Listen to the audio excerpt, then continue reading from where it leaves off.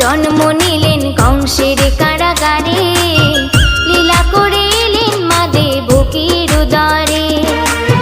প্রভুর লীলায় সারা মথুরা ঘুমায়, প্রভুকে মাথায় লয়ে গোকুলেতে যায়।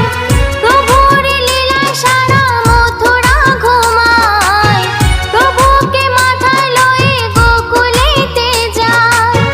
বসুদেব একাই চলে যমুনা পার করে, ভগবান জন্ম নিলেন কংসের কারাগারে, লীলা করে এলেন মা দেবকীর উদরে।